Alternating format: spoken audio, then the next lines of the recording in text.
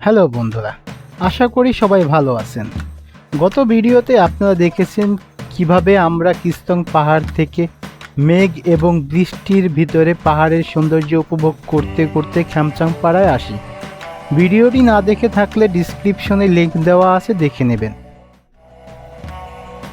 আজকের ভিডিওতে আমরা যাব খ্যামচাং পাড়া থেকে দুর্গম পাহাড় এবং পাথুরি ঝিরি ধরে সুন্দর সাইংপা ঝর্ণায়। চলুন তাহলে ভিডিওটি শুরু করা যাক। শুভ সকাল খ্যামচাং পাড়া। আজকে রাত্রে আমরা খ্যামচাং পাড়ায় ছিলাম। এখানে রাত্রে যাপন করে এই যে সকালে নুডলস রান্না হয়েছে, ওখানে নুডলস রেডি হচ্ছে, পানি গরম হচ্ছে কফি খাওয়ার জন্য। কি অবস্থা রমন ভাই? Very good. আমরা এখন আছি খ্যামচাং পাড়ায়। এটা একটা মুরং পাড়া। তো একটা জিনিস আপনাদেরকে বলি, দেখেন এই পাহাড়ে এসে এই যে আমরা এখন যে পানির ব্যবস্থা পাচ্ছি, এটা কিন্তু একসময় ছিল না। ঝিরি থেকে এই যে পাইপ ড্রেন করে কিন্তু এই পানিটা নিয়ে আসা হয়েছে। এই বিষয়টা কিন্তু উপলব্ধি করার মতো যে একটা গহীন পাহাড়ের মধ্যে কিভাবে পানি আসছে। এটা কিন্তু সাপ্লাই লাইনের পানি না, এটা একদম প্রকৃতির পানি। ঝিরি থেকে এই পাইপ সিস্টেম করে এখানে নিয়ে এসে সংগ্রহ করা হয়েছে। আর এই পানি দিয়ে আমরা আমাদের যাবতীয় কাজ ছাড়তেছি। একসময় এখানে এই পানিগুলো যখন ছিল না, তখন কিন্তু পানির জন্য নিচে ঝিরিতে যেতে হয়েছে, গোসলের জন্য, সব কিছুর জন্য। এখন অনেক সিস্টেমগুলো অনেক আধুনিক হয়ে গেছে, এখন অনেক উন্নত হয়ে গেছে। এই জন্য আমরা এখন পাহাড়ে এসে অনেক শান্তি। ধন্যবাদ। এই পাড়াটা মোটামুটি ভালোই বড়। এই খ্যামচাং পাড়ায় মোটামুটি 20 থেকে 25টা আদিবাসী পরিবার বসবাস করে। দেখি আমরা এখন সকালের খাবার খাবো। নুডলস রান্না হয়েছে, সকালে রাত্রে মুরগি হয়েছিল, ভাত রান্না হয়েছিল, ডাল রান্না হয়েছিল। ওটা দুঃখজনকভাবে ভিডিও করতে পারি না। এই যে নুডলস, আমাদের নুডলস রেডি। ওবায়দুর রহমান ভাই নুডলস খাচ্ছে। আমজাদ ভাই খাইতেছে। আমজাদ ভাই, কি অবস্থা? খাবারটা কিরকম লাগতেছে? সবই অমৃত লাগে। পাহাড়ের মধ্যে এইরকমই পেটে ক্ষুধা থাকলে সবকিছু অমৃত লাগে। এই যে রোহন ভাই খাচ্ছে। রোহন ভাই, কি অবস্থা? খাবার অমৃত। পাহাড়ের এই খাবারগুলো মানে এত স্বাদ লাগে, ক্ষুধার্ত থাকে এই কারণে না, কি কারণে আমি জানি না, কিন্তু খুবই স্বাদ লাগে। সবাই রেডি হচ্ছে ঝর্ণায় যাওয়ার জন্য, সাইন্সরা। তারপর আসবে ওখান থেকে আবার রুংরাং পাহাড়ে উঠতে হবে। ওই তো রুংরাং পাহাড় দেখা যাচ্ছে, এই রুংরাং পাহাড়। এই রুংরাং পাহাড়ে উঠে ওখান থেকে নেমে তারপর মিনিং পাড়ে আমরা ওখানে থাকবো, রাত্রে যাপন করবো, খাবো দাবো, ওখানে ঘুমাবো, সব কিছুই করবো ওখানে। পরের দিন ইনশাআল্লাহ আমরা আলীকদম চলে যাব। আলীকদম গিয়ে ওখান থেকে দুপুরে লাঞ্চ করে মারাং সাহিলে যাওয়ার কথা আছে। তো যদি সময় হয় তাহলে মারাং সাহিলে কিছু সময় কাটাবো বিকালটা, তারপরে রাতের বাসে ঢাকা ব্যাক করবো ইনশাআল্লাহ। আমরা সবাই রেডি। আমরা যাবো এখন সাইনপাড়া ঝর্ণায়। এই আমাদের গাইড। কতক্ষণ লাগবে দাদা? 2 ঘন্টা। আর বেশি লাগবে? 2 ঘন্টা থেকে বেশি লাগবে না? 3 ঘন্টা লাগবে যাইতেই, আসতে 3 ঘন্টা।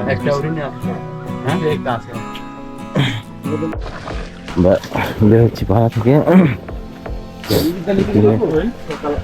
সময় দেখেন, এই যে গুরু আসতেছে পিছনে, ঠিক আছে। সামনে যাইতে চাইছিলাম যে আপনারা সবাই শুটটা নিব একসাথে। তো আসতেছে আমজাদ ভাই, কায়েস ভাই, ওবায়দুল ভাই পিছনে আছে। এই যে আমাদের সামনে আসে, ঠিক আছে। আর গাইড সামনে আছে ওবায়দুল ভাই। হ্যাঁ যাচ্ছে সাইনপুরা। আল্লাহ যেন ভালোভাবে ফিরে নিয়ে আসতে পারে, যেভাবে যাচ্ছে আল্লাহ যেন সেভাবে নিয়ে আসে। হ্যাঁ, সবাই সাবধানতা অবলম্বন করবেন। হ্যাঁ, যেহেতু একটু উপরে উঠতে হবে পাহাড়ে, যেটা ঝর্ণা দেখতে গেলে 3টা স্টেপ আছে, 3টা স্টেপে একটু রিস্কি জোন থাকে। হ্যাঁ, তারপরে সাবধানতা অবলম্বন, আল্লাহর কাছে নিয়ামত ভাবে একটু আল্লাহ বিল্লাহ করবেন। হ্যাঁ, যাতে আল্লাহ আমাদেরকে সুস্থ সবলভাবে ফিরে আনতে পারে। চলতে থাকেন, দেখি সামনে যদি ভালো কোনো কিছু পাই দেখানোর চেষ্টা করবো। অবশ্যই নিচে নামা শুরু করলাম। এই ঝিরি থেকে আমরা চলে যাবো নিচ দিয়ে সাইন করার দিকে। ওর উপরের দিকে হলো যায় কিস্তং। তো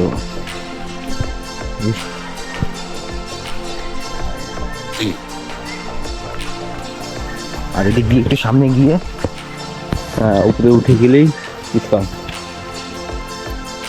ঝিরি। স্নেক মানে নামতে নামতে আমরা আরেকটা ঝিরিতে চলে আসলাম। তো এই যে বলি ভাই আজকে কাজ যখন উঠতে হবে মুখে সমতল পাবো, সামনে সমস্যা পাবে এই ঝিল থেকে উঠলেই হয়তো। তারপর হচ্ছে বাস তারপরে পাশের ঝাড় বলি ভাই উঠতেছে, কারণ বলি ভাই আগে আরেকবার আসছে নাম আছে ঠিক আছে। গিরিপথ ঝর্ণা যেতে হলে গিরিপথ ওঠা নামা এসব অবশ্যই থাকবে। তো এখন উঠবো আবার গিরিপথ থেকে সরাসরি উঠতে একটু সমতলের দিকে চলে আসলাম। তো পাহাড়ের দৃশ্যগুলো দেখা যাচ্ছে এখান থেকে। ওটাই তো রুমলাং না বাড়ি ভাই, ওই যে রুমলাং দেখা যাচ্ছে উপরে মেঘ যাচ্ছে।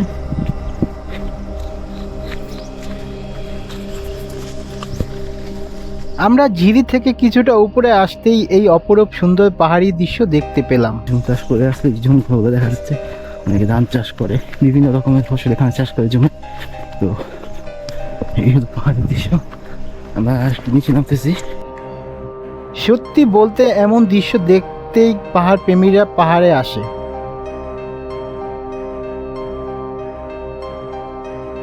এই সবুজ মনোমুগ্ধকর দৃশ্য প্রতিটি প্রকৃতিপ্রেমী মানুষের মনকে ছুঁয়ে যাবে। পাহাড়ের খাঁজে খাঁজে আদিবাসীরা জুম চাষ করে পাহাড়ের সৌন্দর্য আরো দ্বিগুণ করে তুলেছে। আসলে শহরে বসে এমন দৃশ্য ফোনে বা ল্যাপটপে দেখে অনুভব করা সম্ভব না। লাইভ চোখে এমন দৃশ্য দেখা কতটা প্রশান্তি তা যেই মানুষটি দেখে একমাত্র সেই মানুষটি অনুভব করতে পারবে। সারা বছর তো টাকার পিছনে ছুটি, কিছুটা সময় মানসিক শান্তির জন্য পাহাড়ে আসাটা জরুরি। প্রাকৃতিক সৌন্দর্যের মাঝে ভ্রমণ করলে নিজের মনও সতেজ হয়। রুমের চূড়া খুব সুন্দর, ওই হালকা একটু মেঘ জমে আছে।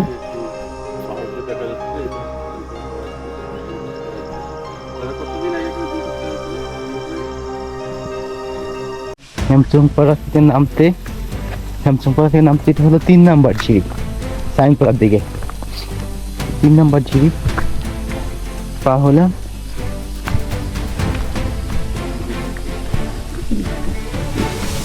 নাম্বার ঝিরি পার হয়ে উঠতেছি। সামনে হয়তো বা বড় কোনো বাস ধারা আছে, ওই বাস ধারা ক্রস করতে হবে আমাকে। আসতেছি পার হয়ে আমজাদ ভাই একটু পিছনে আছে, আসতেছি দেখা যাচ্ছে। তো যাই সামনে দেখি। সাইনপাড়া যেতে বেশ কয়েকটি ঝিরি পড়ে, যার কারণে খাড়া রাস্তা ওঠানামা করতে হয়। অনেক তুলে নেমে গেছি, আবার এই রাস্তাগুলো উঠতে হবে আসার সময়, তখনই বোঝা যাবে যে কষ্টটা কি পরিমাণ। সবাই নামতেছে উপর থেকে, আস্তে আস্তে আসেন সামনে আগে আস্তে আস্তে। রাস্তা অনেক দূর, যার জন্য রেস্ট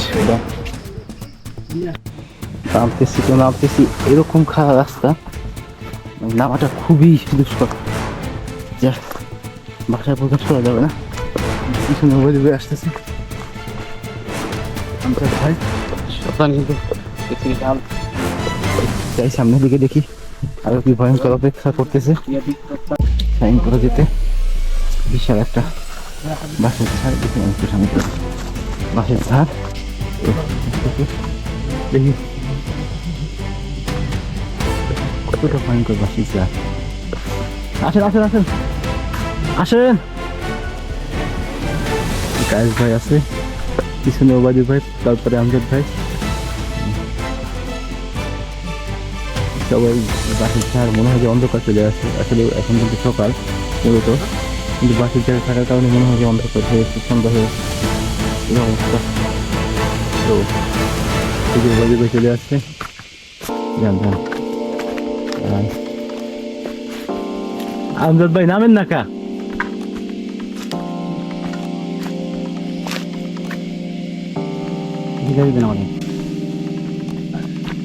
ভাই অসাধারণ মাছ। এই বাসগুলা আমজাদ ভাই হইলে আমজাদ ভাই কোটিপতি হয়ে যেত, ঠিক আছে ভাই আগে আসছিলাম এখানে এতটুকু কাদা ছিল, এতটুকু কাদা ছিল, কাদা পাড়াইয়া আমরা গেছি, লোকের ভয়, কাদা, ভয়াবহ অবস্থা।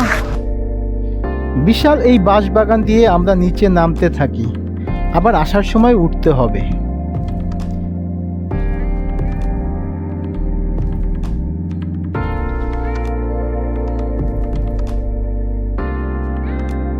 পুরো 15 মিনিট ট্রেকিং করার পর এই বাস যা শেষ হতে যাচ্ছে।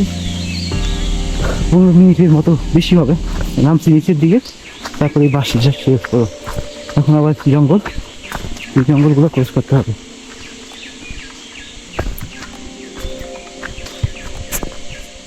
পঞ্চম নাম্বার ঝিরি পাড়া যেতে, ঠিক আছে।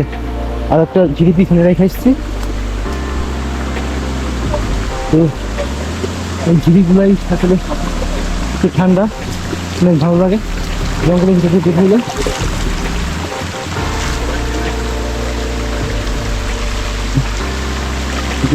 আগে চলে আসছে, গাড়িও আগে চলে আসছে। পাঁচ ভাই ভিডিও করতে সবাই, এই যে বাড়িতে চলে আসছে, আমজাদ ভাই চলে আসছে, ঠিক আছে। সেই বাস কি ভাই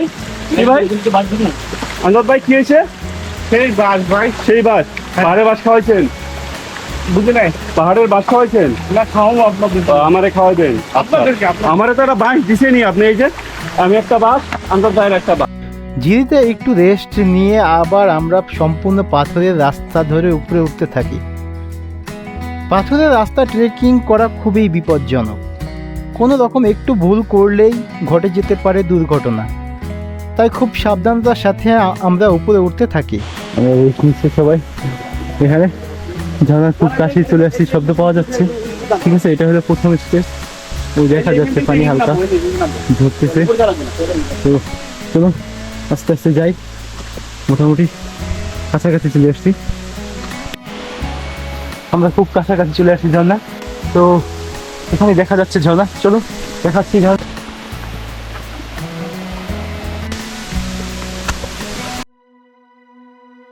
আলহামদুলিল্লাহ আমরা সাইনপাড়া ঝর্ণার প্রথম স্টেপে চলে এসেছি।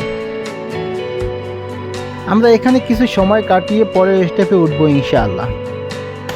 আলহামদুলিল্লাহ আসতে পারলাম সুস্থভাবে প্রথম স্টেপে। তো মাশাআল্লাহ কত সুন্দর একটা ঝর্ণা।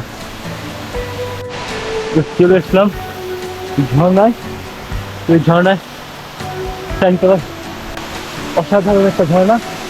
আমরা থার্ড স্টেপে যাওয়ার চেষ্টা করব, আশা করি অল্প কিছুক্ষণের মধ্যে আমরা রওনা দেব। এখানে আমাদের টিমের মেম্বার দুজন আছে একটু পিছনে, তারা আসলে এখান থেকে একজন থেকে যাবে, আর একজন আমরা বাকি 4 জন আছি যারা গাইড নিয়ে, তারা উপরে চলে যাবো 3 নাম্বার স্টেপে। আলহামদুলিল্লাহ কত সুন্দর একটা ঝর্ণা। তো দেখি উপরের ধাপগুলো কত সুন্দর হয়, সবই দেখানোর চেষ্টা করব। এই হলো সাইনপাড়া ঝর্ণা, এটা কালিকামাই বলবো। তো ক্যাম্প পাড়া থেকে আমরা সকালে প্রায় 8:30 বাজে রওনা দিচ্ছি। তো এখন প্রায় 10:30টার মতো। তো আমরা এই ঝর্ণাটা আসলে অনেক সুন্দর, আসতে অনেক খারাপ রাস্তা, পাথরের মধ্যে দিয়ে কোনো একটা ঝর্ণা, ঠিক আছে। তো এই ঝর্ণা সেটা খুবই কঠিন, এবং যাওয়াটা একই সিস্টেমে হবে, কারণ যেহেতু নেমে আসছি পাথরের ভিতর দিয়ে, উঠতেও সেই একই অবস্থা হবে। তো দেখি আমরা থার্ড স্টেপে যাবো, দেখি কী অবস্থা থাকে থার্ড স্টেপে। এখানে তো মাশাআল্লাহ ভালো পানি আছে এই ঝর্ণা। তো চলুন আমরা থার্ড স্টেপে যাচ্ছি। থার্ড স্টেপে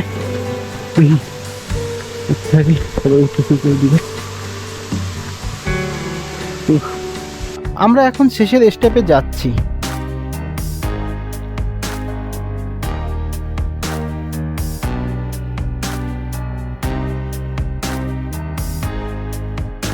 আমরা এখন যে জায়গাটা উঠতেছি ঠিক এখানেই প্রায় 1 বছর আগে ঘটে গিয়েছে একটি মর্মান্তিক দুর্ঘটনা, যা ট্রাভেলিং জগতের সবাইকে ব্যথিত করেছিল। তাই যারা পাহাড়ে আসবেন ঘুরতে, তারা সবাই সর্বাত্মক সতর্কতা অবলম্বন করবেন।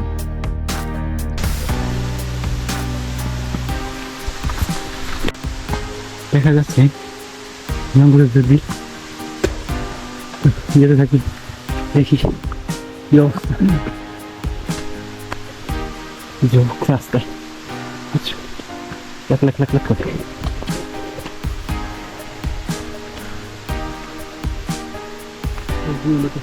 হ্যাঁ আমরা এক পর্যায়ে ঝর্ণার খুব কাছে চলে আসি।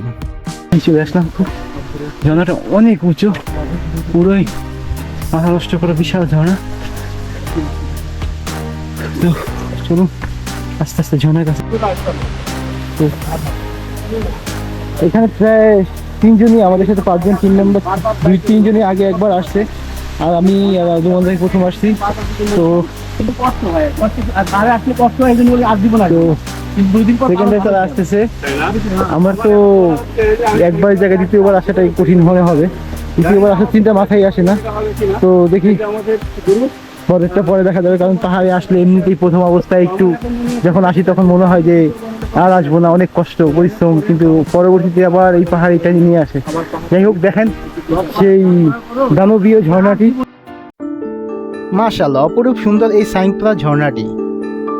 ঝর্ণাটির এই মনোমুগ্ধকর সৌন্দর্য উপভোগ করতে হাজার হাজার প্রকৃতি প্রেমী এই দুর্গম পথ পাড়ি দিয়ে আসে এখানে। তোমাকে ভিডিও করতেছে, আর ঝর্ণার নিচের স্টেপটা ওই দেখানো যাচ্ছে। অনেক কঠিন হয়, অনেক অসাধারণ সুন্দর এই ঝর্ণাটি। বৃষ্টি হচ্ছে, অনেক সৌন্দর্যগুলো দেখবে। পাহাড় সবাইকেই জানে, হয়তো বা প্রথমবার যখন আসে বা যখন পাহাড়ে আসতে থাকি, মানে ট্রেকিং এর অবস্থা মনে হয় যে পাহাড়ে আর সেকেন্ড টাইম আসবো না, কিন্তু যখন 1 মাস 2 মাস চলে যায় তখন আবার এই পাহাড়ি মনে হয় কেন যেন নেশা লেগে আছে, পাহাড়ি চলে আসতে হবে। তো এইরকম একটা নেশার কারণে পাহাড় আবার ডাকে আমাদেরকে, এই পাহাড়ে চলে আসলে এই নেশার কারণে। ঝর্ণাটা দেখতে পাচ্ছেন কত উঁচু থেকে পানি পড়তেছে, অনেক পানি পড়তেছে। তো মোটামুটি আলহামদুলিল্লাহ ভালোই একটা দৃশ্য পেলাম। ঝর্ণার অনেক সময় পানি থাকে না, খালি থাকে, হতাশ হয়ে ফিরা লাগে। তো সেই ক্ষেত্রে আলহামদুলিল্লাহ অনেক ভালো একটা ভিউ পেলাম। আর এই হলো ঝর্ণার নিচের অংশ। এই নিচের অংশগুলো খুবই পিছলা থাকে, পিছলা থাকার কারণে অনেক অ্যাক্সিডেন্ট হয়, অনেক দুর্ঘটনা হয়। কয়েকদিন আগেও একটা দুর্ঘটনা হয়েছে, সেটা হয়তো ট্রাভেলিং জগতে যারা আছে সবাই জানে, মোটামুটি সবাই অবগত আছে। তাই আমাদের একটু সাবধানতার সাথে পাহাড়ে এবং ঝর্ণা ট্রেকিং করতে হয়। বাকিটা আল্লাহর ইচ্ছা, যেহেতু আসতেই হবে। আসলে আসা একটু ডিফিকাল্ট, কারণ রাস্তাঘাটের অবস্থা খুব ভালো না, কারণ সাইডে প্রচুর ঘাট, পাথর, যেগুলো পা পিছিয়ে চলে যেতে পারে। তো ধীরে আসবেন, অতি সাবধানতা অবলম্বন করবেন, এখন ধীরে ধীরে আসবেন। তাড়াহুড়ো করবেন না, যতটুকু না করবেন নয়, টাইম মানে সময় ধরে না করলে না, তার বেশি করবেন না আপনারা। আমরা আজকে সকালে ক্যাম্পের থেকে 8টায় রওনা দিচ্ছি, এইখানে আমরা 10টায় পৌঁছে গেছি সেকেন্ড স্টেপে। সেকেন্ড স্টেপে 10টায় পড়ে গেছি ইনশাআল্লাহ। আর একটা উপরে স্টেপ আছে, ওই স্টেপটা আমরা যাবো। ওই স্টেপটাইতে হয়তো আমাদের সময় একটু বেশি লাগবে, স্টেপটা অনেক বড় স্টেপ। এখানে অনেকটা সময় লাগবে আমাদের এখানে যেতে। তারপরে আমরা তাহলে এটাই শেষ স্টেপ। আমরা তাহলে এখান থেকে নামবো। আমরা আমার 2 টাইম আসা সাইংপ্রা ঝর্ণায় আমি আগেরবার আসছিলাম, এই সেকেন্ড টাইম আমার আসা। তবে এটা খুব বেশি কষ্ট হয় না, সিটি থেকে উঠতে গেলে কিছুটা কষ্ট হয়।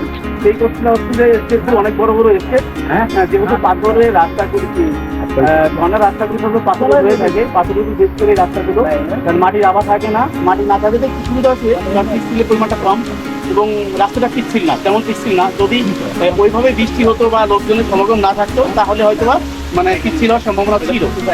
তো আশা করি আপনারা দেখবেন এবং আসবেন এবং বাংলাদেশকে এক্সপ্লোর করবেন, এটি সবচেয়ে বড় কথা। কারণ এখানে সবুজ পাহাড় পাচ্ছেন, আমাদের কিন্তু সাদা পাহাড় না, আমাদের সবুজ পাহাড়। এই সবুজকে আমরা ভালোবাসি, সবুজ তোমার বাংলাদেশ গড়ে তুলবো আমরা ইনশাআল্লাহ। ভালো থাকবেন, সুস্থ থাকবেন। আমরা তো ঝর্ণায় আসি, এই যে সাইংপ্রা ঝর্ণা। তো এই ঝর্ণায় একটা জিনিস দেখে খুবই খারাপ লাগলো, যারা যারা আসেন মূলত এই যে প্লাস্টিকের পলিগুলো খেয়ে গেছেন, খাবার নিয়ে আসেন সমস্যা নেই, খাবার নিয়ে আসেন সমস্যা নেই, কিন্তু এই যে প্যাকেটগুলো চকলেটের, কফি, বিস্কিটের, রুটি, তো এইসব এই যে পানির বোতল, খাবারের প্যাকেট, ডাল ভাজা, আমের অরেঞ্জ বিস্কিট, তো এই যে পলিথিন, খালি পলিথিন, এগুলো আমরা যদি ঝর্ণা চলে যাই, এই ঝর্ণার সৌন্দর্যগুলো নষ্ট হয়ে যায় এবং প্রকৃতির উপর বিরূপ একটা প্রভাব পড়ে। তো আমরা চাই না যে এইসব যারা আসেন খাবার নিয়ে আসেন সমস্যা নেই, কিন্তু এগুলো আবার খালি প্যাকেটগুলো যদি নিয়ে পাড়ায় রাখা যায় বা মানে এক জায়গায় রেখে পুড়িয়ে ফেলা হয় তাহলে অনেক ভালো হয় প্রকৃতির জন্য। কিন্তু এগুলো আমরা হয়তো বা অনেকে ভুল করি, আবার অনেকে আসে এগুলো ভেঙে করে নিয়ে যায়। যারা আসলে প্রকৃতি প্রেমী তারা এইসব করতে পারে না, ঠিক আছে। তো এই ঝর্ণার সৌন্দর্য আমরা দেখতে আসি, এগুলো একসময় জমতে জমতে জমতে জমতে অনেক হয়ে যাবে। তো তখন এই ঝর্ণার পরিবেশটা আর সুন্দর থাকবে না, নোংরা হয়ে যাবে। তো আমরা চাই না আমাদের প্রাকৃতিক সৌন্দর্য কোনো নষ্ট হোক, ক্ষতি হোক। আমরা যারাই আসবো এই বিষয়টা অবশ্যই খেয়াল রাখবো। পলিথিন এবং প্যাকেট, পানির বোতল, এইসব যত প্লাস্টিক জাতীয় দ্রব্য আছে এক জায়গায় রেখে জ্বালিয়ে দিব, অথবা পাড়ায় নিয়ে গিয়ে এক জায়গায় রেখে দিব। হ্যাঁ বন্ধুরা, সাইংপ্রা ঝর্ণার এই অসাধারণ রূপ দেখতে দেখতে ভিডিওটি শেষ করব। ভিডিওটি ভালো লাগলে লাইক, কমেন্ট এবং চ্যানেলটিকে সাবস্ক্রাইব করে পাশে থাকবেন। পরবর্তী ভিডিও দেখার আমন্ত্রণ জানিয়ে আজকের মতো বিদায় নিচ্ছি। সবাই ভালো থাকবেন, সুস্থ থাকবেন। আল্লাহ হাফেজ।